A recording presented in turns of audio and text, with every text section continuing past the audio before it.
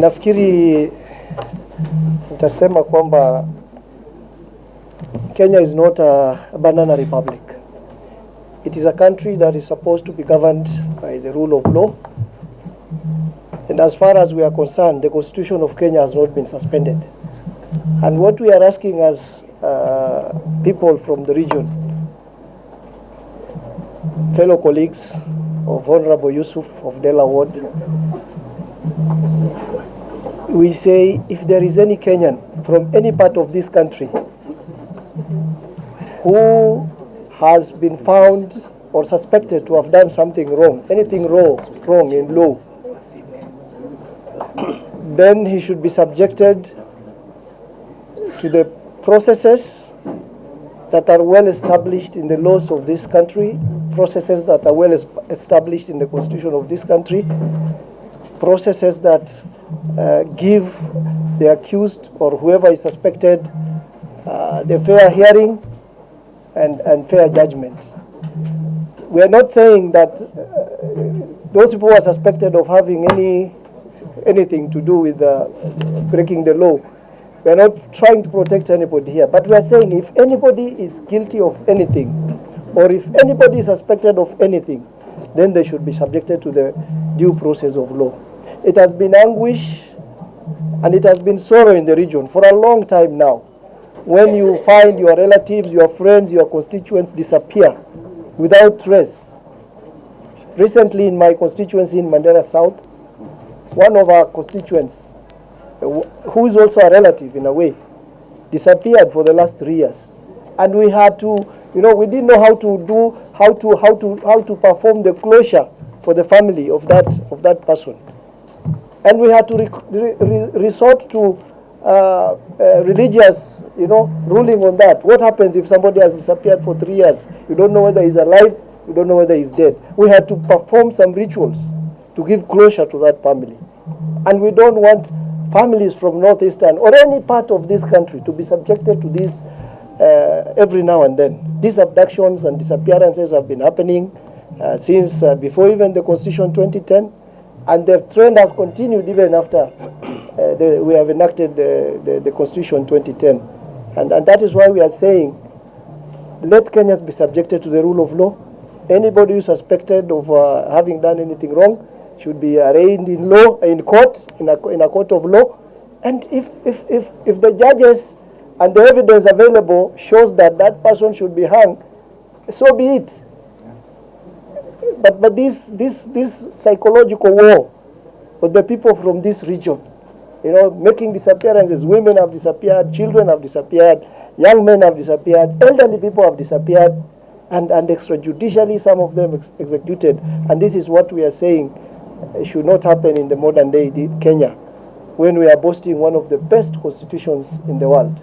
Thank you. Yes. We have.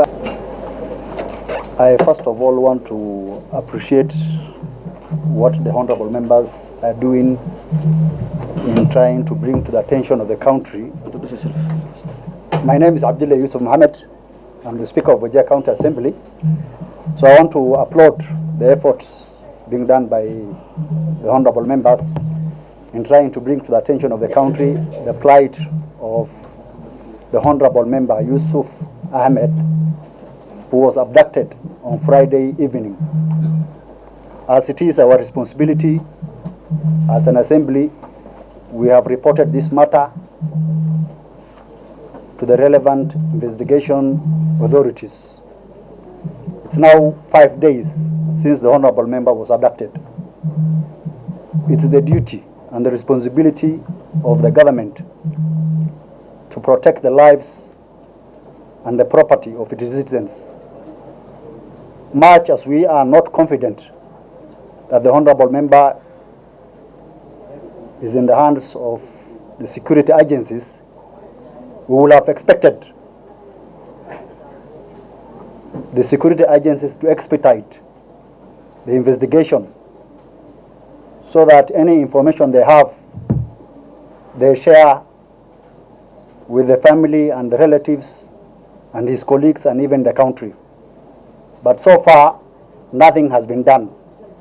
So first of all, we are appealing to the government to expedite the investigation into the whereabouts of this honorable member, a state officer, somebody who was elected, and the government ought to have given him ample security in the first case.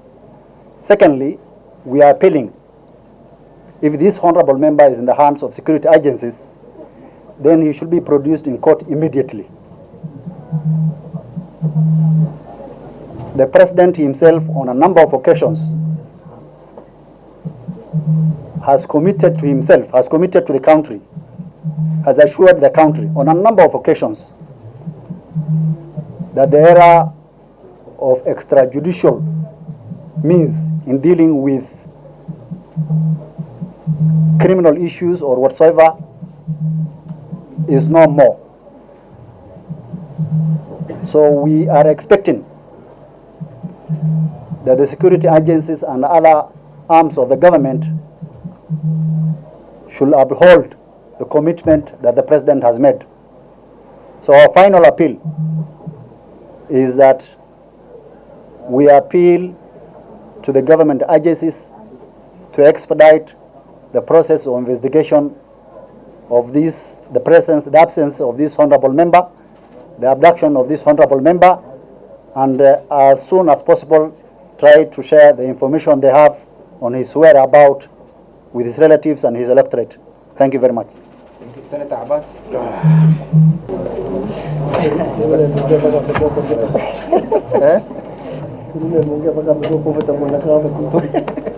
We turn back speaking. Mine is Kenya is governed by the rule of law. Our constitution is based on the rule of law and democracy. We cannot allow this to happen at this era.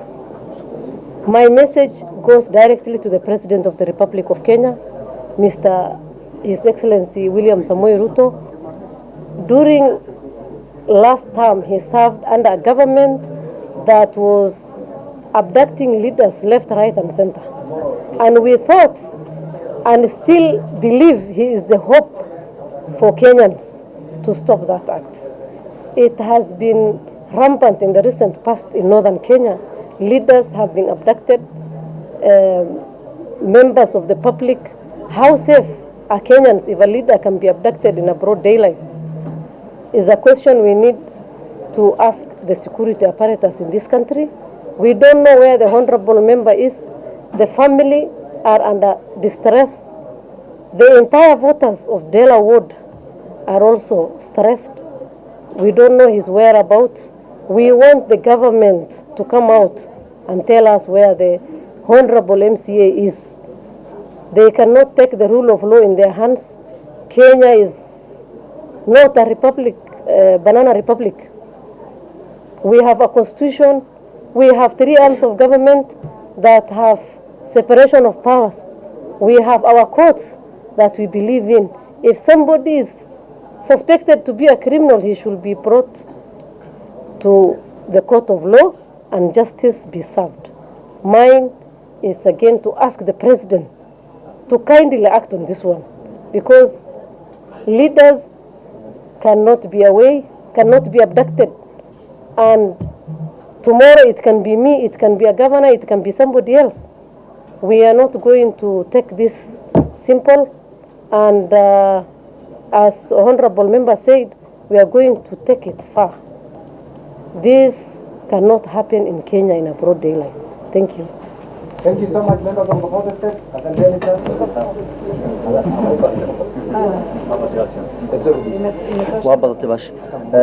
Thank you very much.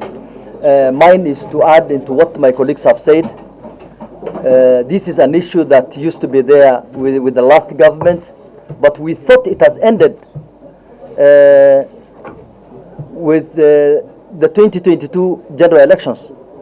Immediately after the elections, the current president abolished even the unit that was dealing with this kind of, abductions, kidnappings that happened even to the government employees. I remember it happened to them, the chiefs it happened to teachers, it happened to health workers, it happened to so many people. After being held for 7-8 months, I remember of a chief that was just thrown into the bush while he was completely out.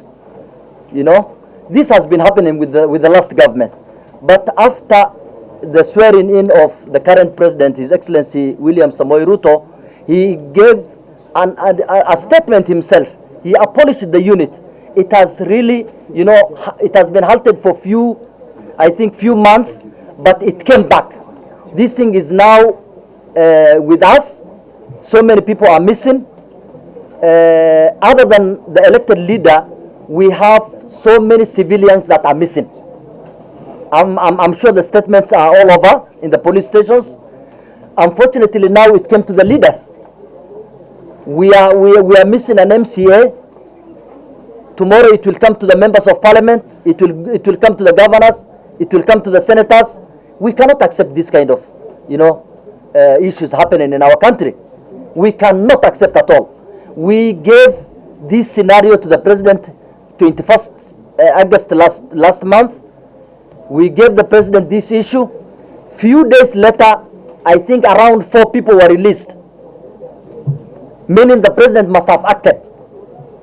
What we want the government to do, starting from the president, is to make sure this issue is approached so that this issue does not happen anymore.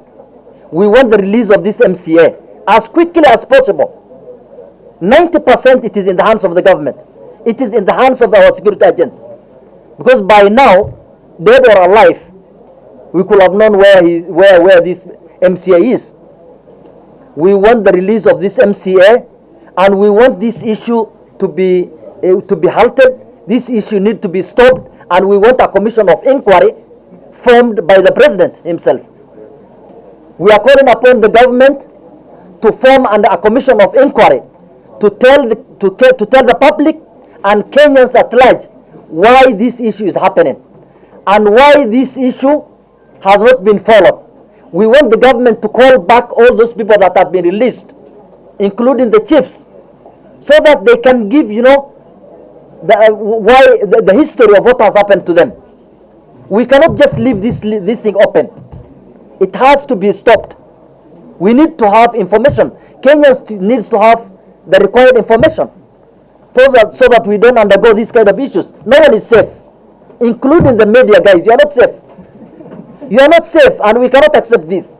As members of parliament, we are the mouthpiece of Kenyans. We are the mouthpiece of Kenyans, and we have to talk for all of you. We cannot accept, and we will raise it on the floor. We are going to give statements. We will not stop it here. We want the government to tell us with the whereabouts of the Mheshimiwa. This is somebody that has been elected by Kenyans, and his whereabouts is worrying us. We want the government to give a statement today over the whereabouts of the MCA. Thank you very much. Weke, ngoja nikuweke. Let me help you, achilia.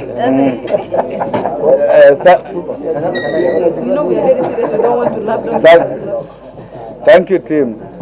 All we're asking for is the rule of law. There are criminals everywhere. We have criminals in northern Kenya, be they drug dealers, sympathizers of Al-Shabaab, all kinds of criminals are there. But an MCA, a leader, who has been abducted for weeks, cannot be missing. If he's a criminal and there is sufficient evidence to pin him down, we request the government to bring him to the courts of law so that he can face justice. But he can't be missing a leader. If he's missing tomorrow, I will be missing. I'm equally a leader. So we want the rule of law and the criminal justice system to be functional, to convince all Kenyans that we have a reliable, dependable justice system. That is all we are asking for. It's not to condemn anybody, but the rule of law must always prevail. That aside, I think the Somali community or people of northern Kenya have equally some responsibility on their part. Drugs are trying to ruin the northern Kenyan communities. The Somali communities must up their game and fight all these criminals. We must fight Al-Shabaab in equal measure. We must give information. We must stop those people who are doing business in these drugs. So it's not something only for the government. As much as we cry for justice, the Somali community must also take responsibility and push the frontiers of these criminal gangs and activities to wherever they have come from. That is something on our side too. Otherwise, the government shall never escape any blame, be they Al-Shabaab, drug barons, or any other form of criminality. They can't hold them in hiding, in estates in Nairobi, in Communicado. All we need them is to avail them in 24 hours in our courts. What they are trying to do is to torture these people, torture them so that they can produce the juice out of them. I don't know what kind of information they are looking forward to. People are being tortured so that they can give evidence, and that is not the way. The judiciary, our judges are well trained to make sure that they can get the best through cross-examinations and convict people accordingly, but not the security apparatus trying to use unorthodox means to get out information. I myself, one person has been killed in Wajir North, 2 are still missing. I don't know where they are. Are they in Somalia, in Ethiopia, or in Kenya? Where? It's like we have the infamous Guantanamo Bay kind of. Guantanamo Bay kind of. In Kenya. Many cells belonging to the security apparatus. People are being hidden. The anti-terrorist team, and as much as we appreciate their work, they are a terror group. A terror group for sure. The multi-sectoral team, nobody can take responsibility. The intelligence tell you it's not us, it is this other sector. I mean, we can't have multi-sectoral team that has no regard for law. We have the Kenya Police Service, we have the DCI. Simple. The rest, I don't know what these are multi-sectoral thing. Even KWS may be involved. You can imagine what will a ranger do in combating crime. So we are back to 80s. Back to 80s. We can't allow that. This must stop. Thank you.